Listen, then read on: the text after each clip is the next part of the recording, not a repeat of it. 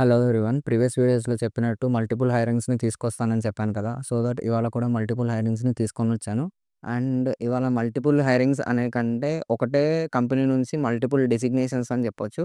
ఎందుకంటే ఇవాళ తీసుకొచ్చిన కంపెనీ వచ్చేసి ఎంఎన్‌సి కంపెనీ ఎక్సెంచర్. అండ్ ఎక్సెంచర్‌లో ఇప్పుడు మల్టిపుల్ డెసిగ్నేషన్స్‌కి హైరింగ్స్ ఉన్నాయి. Which we can say software డెసిగ్నేషన్‌లోనే మల్టిపుల్ హైరింగ్స్ ఉన్నాయి. So, make sure to subscribe the channel. ఎందుకంటే మల్టిపుల్ హైరింగ్స్‌ని మీరు గ్రాబ్ జేసుకోవాలనుకుంటే కంపల్సరీగా మీరు సబ్‌స్క్రైబ్ జేసుకోండి. ఎందుకంటే కొన్ని రిక్వైర్మెంట్స్ ఇన్‌స్టంట్‌గా అయిపోతాయి. అండ్ కొన్ని రిక్వైర్మెంట్స్ లాంగ్ టర్మ్‌లో ఉంటాయి గానీ, కొన్ని స్టార్టప్ కంపెనీస్ ఏంటంటే 1 డేలో డ్రైవ్ కంప్లీట్ జేసి ప్రాజెక్ట్‌లో డిప్లాయ్‌మెంట్ గూడా అయిపోతుంది. చాలా వరకు చాలామందికి ఇంతవరకు అప్లై లింక్ గూడా యాక్సెస్ అవ్వలేదు.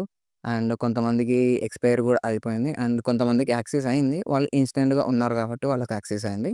మీరు ఎప్పుడైతే ఇన్‌స్టెంట్‌గా ఉండి, ఎప్పుడైతే సబ్‌స్క్రైబ్ జేసుకొని, ఎప్పుడైతే యాక్టివ్‌గా ఉండి ఈ ఛానెల్‌ని ఫాలో అవుతారో, అప్పుడే మీరు గెట్ జేసి యాక్టివ్ లింక్స్‌ని తీసుకొని యాక్టివ్‌గా అప్లై జేస్తారు.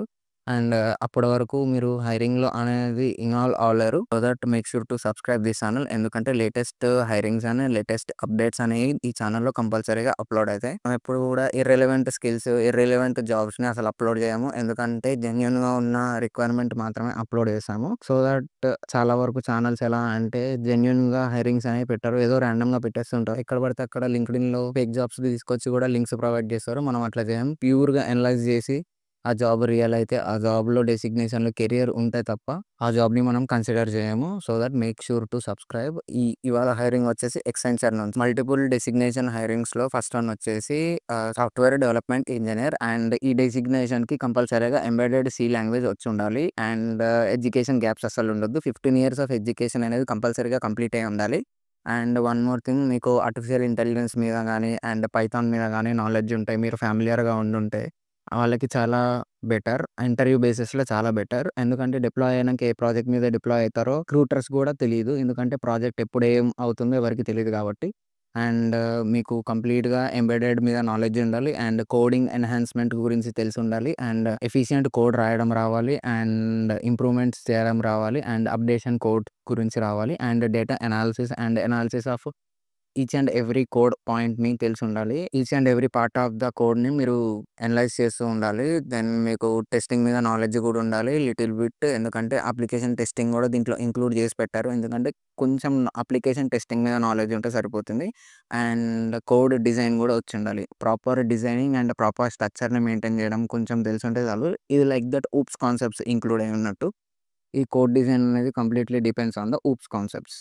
అండ్ కంపల్సరీగా దీన్ని ఎవరు మిస్ అవ్వద్దు. ఎందుకంటే మనం బీటెక్‌లో ఫస్ట్ ఇయర్‌లో ఫస్ట్ నేర్చుకునే లాంగ్వేజే సి.